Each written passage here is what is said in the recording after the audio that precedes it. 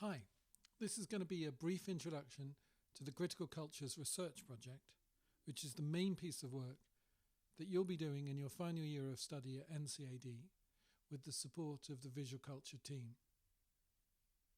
This isn't intended to be a full description of how to research, how to write the piece of work. It's more about getting some first thoughts, how to come up with ideas about what might be a good subject, and to give you perhaps permission to think quite broadly, quite widely about the kind of work that you'll be doing next year. So what is the Critical Cultures Research Project? Well, if you're a studio-based student, you're going to write a 6,000-word essay, a research essay, which you're going to submit late in January 2021. You're also going to write a catalogue statement at the end of the spring in May, which will be about your work as an artist or designer. And that those two pieces of work, a longer essay and a very short statement for the catalogue, add up to 10 credits.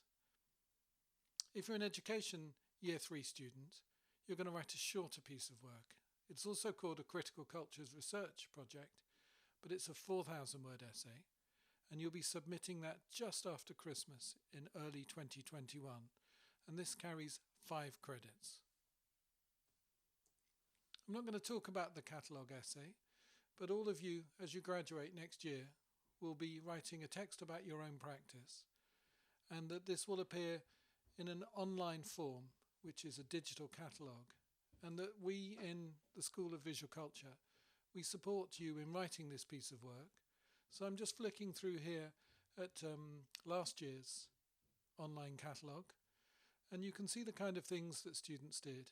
So they profiled their own practice as artists and designers, and would write short statements about the way in which their thinking, their ideas have shaped their practice.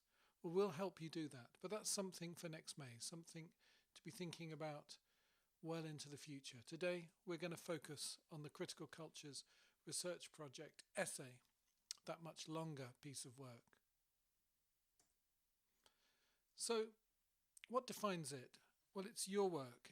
You take on a subject or a theme of your own choice. We're not going to provide classes, but we will offer one-to-one and group tutorials. There'll be about 4 of them over the autumn semester and into the early new year. So you'll be able to get support from visual culture tutors in the production of this major piece of work. You get to pick the subject. We're not going to tell you what to write about. You'll decide what questions you want to ask of that subject, and you'll work out what kind of research needs to be involved. All of that will be done with the support of a tutor from the School of Visual Culture. You'll be allocated a tutor. So let me say a little bit about the timeline, about the sequence of work that's involved. Well, here we are in May. We're just before the summer, and this isn't technically you're not yet studying this particular module, but it's a good time to do a bit of background research. I'm not suggesting that you have to do a lot of work, but it might be a good time to let your ideas start to develop, and maybe just to explore the wider contexts which might support this piece of work. So for instance, you're interested in American art of the 1980s. Maybe that might be a suitable subject for this Critical Cultures Research Project. This is Julian Schnabel, the painter. Well, you might want to think, I want to understand a bit about the New York culture from which he came in the 1980s. So I'm going to read a couple of novels from the period. That might be a good way of getting some kind of background understanding of that time, of that place, of that mood, that culture. Or you want to work on Wes Anderson, the filmmaker. Well, you might want to spend the summer watching his films. Not a bad way of spending the summer, to get a kind of sense of the broader field of practice before maybe picking 1 or 2 to focus on. So the summer's a good time just to do some of that kind of background thinking, maybe to let 2 or 3 subjects develop, to somehow bubble away before you commit to the particular one that you're going to work on through the autumn. In week 2 of the autumn semester, we'll be asking you to make a proposal. So you'll be getting an email from us asking you just to give us a kind of broad sense of what interests you. So after that summer of thinking, you should be able to come back and hit the ground running with a kind of theme or a title even, and maybe some questions. I'm going to talk about this in a minute, some of the questions that you'd like to be exploring. So that's right at the beginning of the new semester in the autumn. In November, we'll ask you to submit a draft chapter, somewhere between 1 and 2,000 words. So if you're nervous about writing, this is a chance to kind of test your voice early on. It's not assessed, but you will get feedback from your tutor. And then you'll submit that larger piece of work, the either 6 or 4,000 word essay, in January. And then, as I say, there's this smaller scale piece of work in May, which is to write that catalogue statement for students who are registered on the 10 credit module.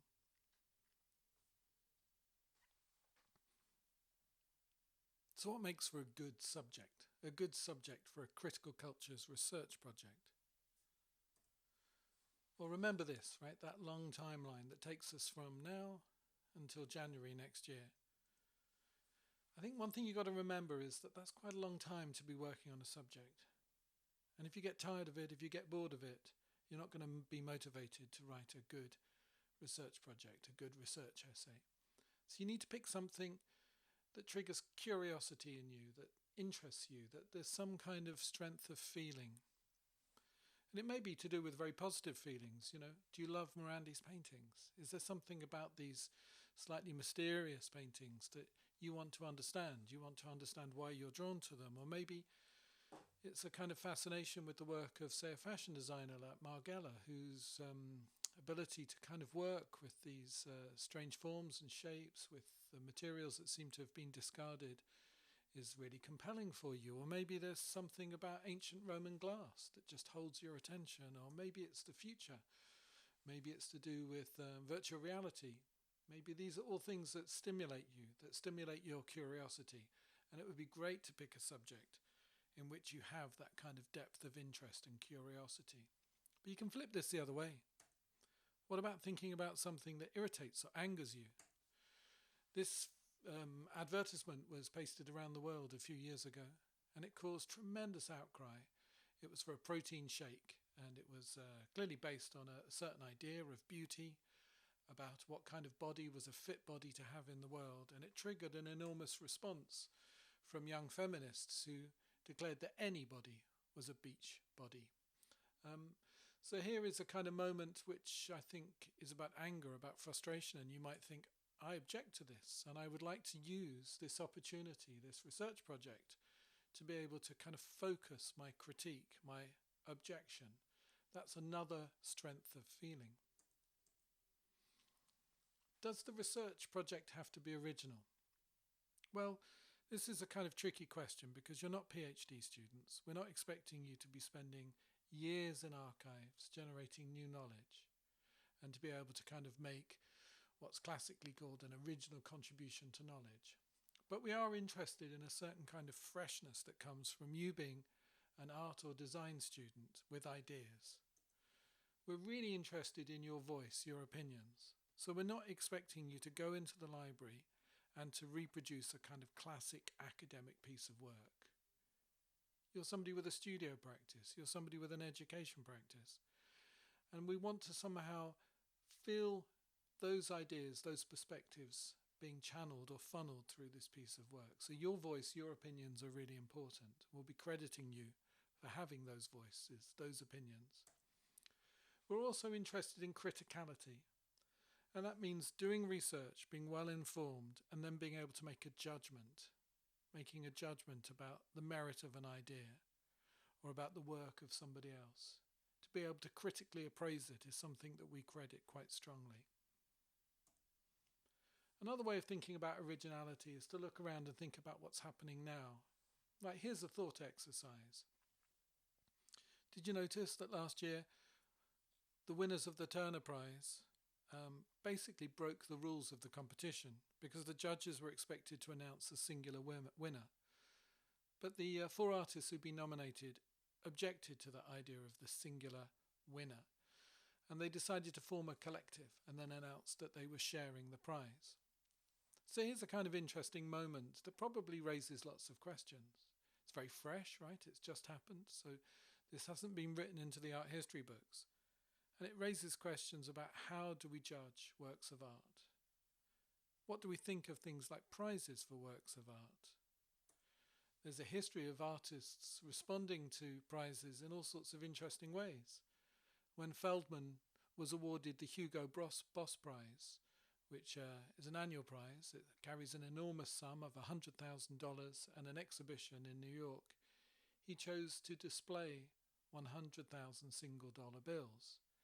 So there's some kind of index about how we measure value here through this prize-giving apparatus.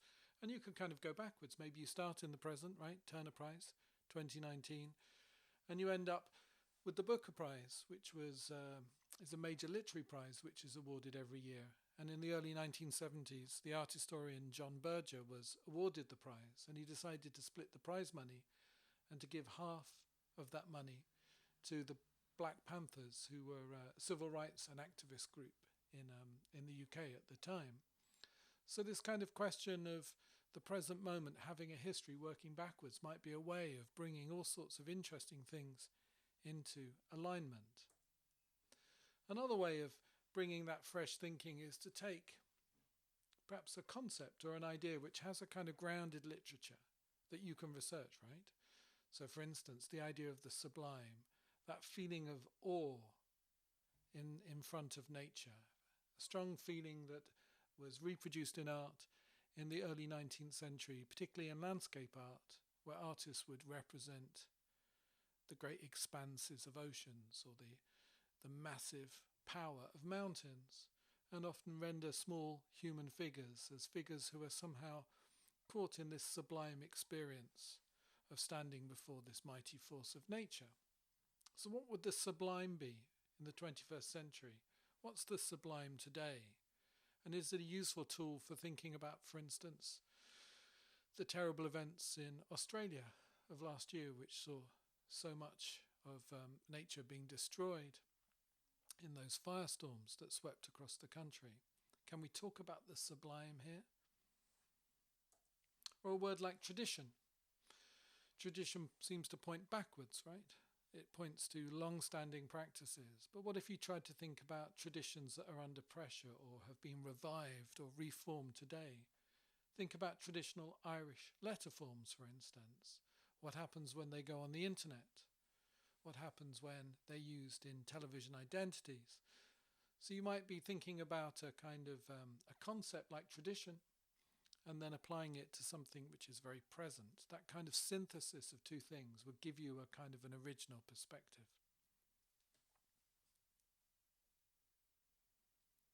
So does the research project have to relate to your studio practice? Well, most of you will find that relationship, and we're very pleased when this happens. It may be that there'll be a kind of direct or a one-to-one relationship between the research that you're doing for this project and your studio practice. So you may be a painter and you choose to research some aspect of the history or contemporary practice of painting. You might be an interaction designer and be really interested in the current debates in interaction design. That one-to-one relationship is great, and if that's what you want, we will support that. There is another way of thinking about this, though, which is more to do with the content or the subject matter that you choose to research. And there may be a way in which that content or subject matter might have a kind of indirect relationship to your practice. So I'm not saying, here is a painter researching painting, but it may be that you as a student might be interested in some aspect of culture that you want to somehow engage with in your practice as a painter, artist, or designer.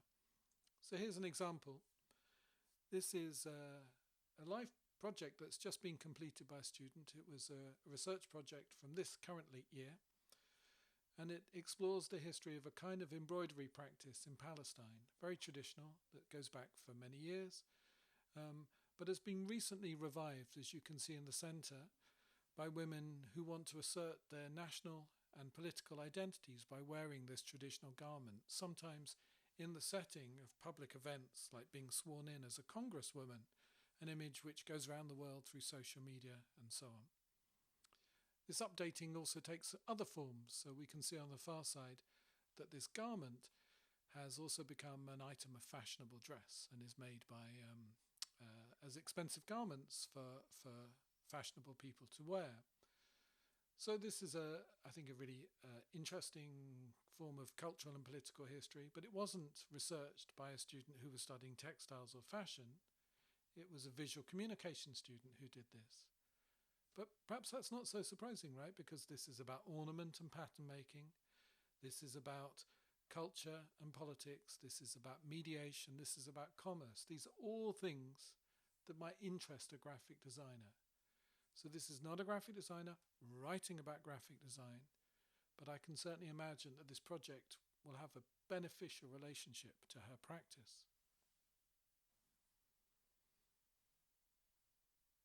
The critical cultures team don't have an expectation or a view of what the right kind of subject is. They might advise you about subjects which perhaps have been heavily worked, but on the whole we take a kind of open and a permissive attitude.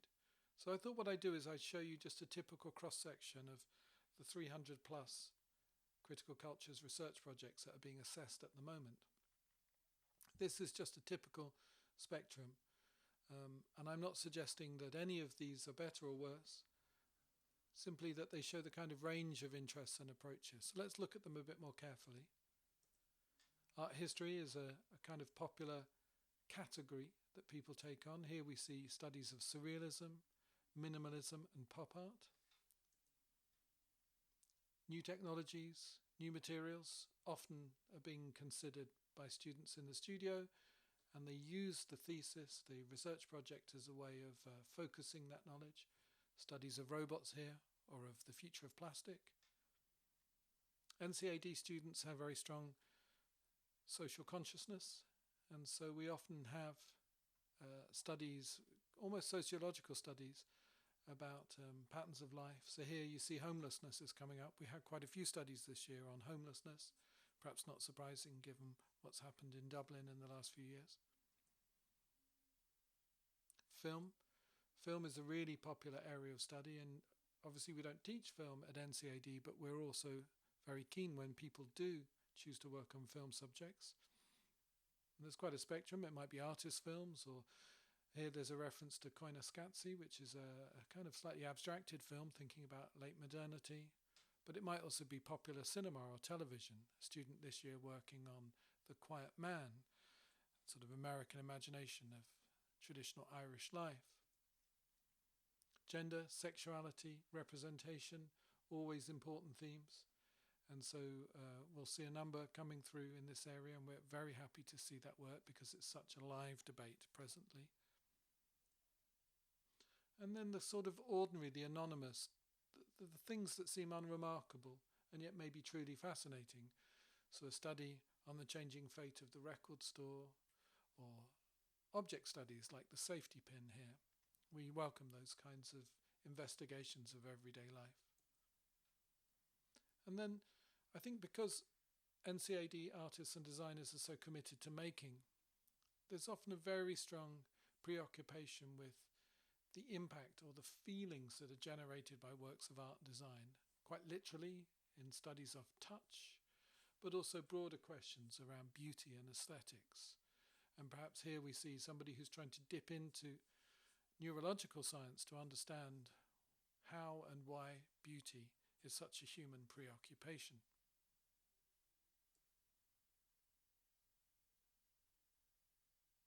So how do you turn curiosity or an interest into a good project? Well, it often helps to have a question. A question will give a shape to your research, gives you something to find out or to answer. So here's some examples. How have artists explored repressed trauma in Ireland? Very topical. Sounds like a good critical cultures research project. Can the design of streets be improved if we took away all of the street furniture and the street markings? This has been experiments done in the Netherlands. Sounds like a good critical cultures research project. What's the future of plastic? When we run out of oil, what happens to our dependency on plastic objects in the world? Now, I'm not saying that these are specific questions you should address, but by trying to find a question like that, it helps you give a shape to your project. Another way in is to try and think about comparisons, to put things that seem to be related but different side by side. Let's say you're interested in fashion photography. What's the difference between that practice of the 1930s and 40s, which we see on the left-hand side, where models were in studios under artificial lights, wearing elite garments made by couture houses, and the 1960s, where in this case Twiggy is on a scooter being shot outside natural daylight, small handheld camera, wearing high street clothes. Here's a comparison that immediately gives you an argument about photographic practice, about changing attitudes to fashion, maybe even about class, and lots of other things. It's a comparison that helps build that argument. And the world is often organised for you in terms of comparisons. Think about Northern Ireland. Think about the way in which the Troubles are remembered by different communities. There's a comparison to be made there, and it gives you an argument.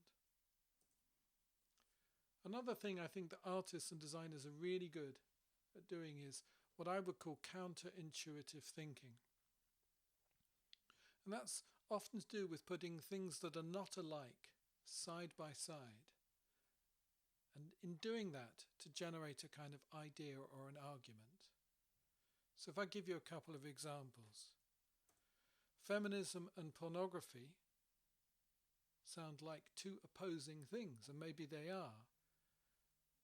So what does it mean to make feminist porn? And some people are claiming to do that. This is a kind of counterintuitive thinking. Put those two things together and you've got an argument. Digital craft. Digital sounds like screens, sounds like high-tech. Craft sounds like hand-making, sounds like low-tech. What happens when we try to think about digital craft? Could you make an argument like that? So you might want to put antagonistic things side by side and see if they generate a kind of interesting friction. If we just go back to this little case study that I gave you earlier, another thing to think about is how you might break a project down, how you might generate something like case studies or chapters. Now that's something you're going to work on with a tutor, but it can help to try and think about whether you can frame an overall subject which has within it a way of breaking down into different moments, different times, different places. That overall subject can be broken into case studies, and that becomes much easier to do the work of writing. I think it's also really important to think about how you're going to spend your time. What kind of research would you like to do? Working on this project gives you an opportunity to write to people and say, I'm really interested in your work. Can I come and talk to you? It's a chance to build some professional relationships, to try and see the world through other people's eyes. And interviews can be a very good way of doing that. And your tutors will talk to you about how to approach somebody to conduct an interview and what might be involved in a practical sense. So you can think about subjects which lend themselves to interviews. You might want to think about trying to work with original sources. At NCAD we have NIVAL, which is an enormous archive relating to the history particularly of Irish art, but also Irish design and particular fields of practice like artists' books. On your very doorstep, when we're back at college, you'd have access to this material.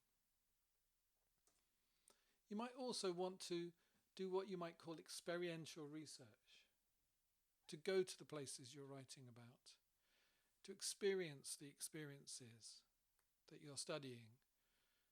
And I think it's a good way of being able to draw upon your own experiences and voice in order to generate that kind of quality of freshness or originality that I talked about earlier. So how do you start? Well, the library's very kindly produced this guide to starting a research project, which in the email that you received with this link for this little movie, you'll also find a link to that document, that PDF on starting your research project. Just gives you some practical tips about where to start, what kind of sources you might be able to access. And then, of course, I'm not expecting you to come up with your proposal today. You've got a few months, you've got a summer where you might just want to let your ideas bubble away. But we really are expecting you to return to college at the start of the new academic year with an idea that you can just commit to paper in just a few sentences, and that from that point on we'd be able to allocate you with a tutor, and you'd be able to work one-to-one on developing that critical cultures research project. So that's really it. It's just a brief introduction. There'll be lots of opportunities to talk in more detail about your ideas and your work, particularly when you've been allocated with that tutor. But in the meantime, have a great summer.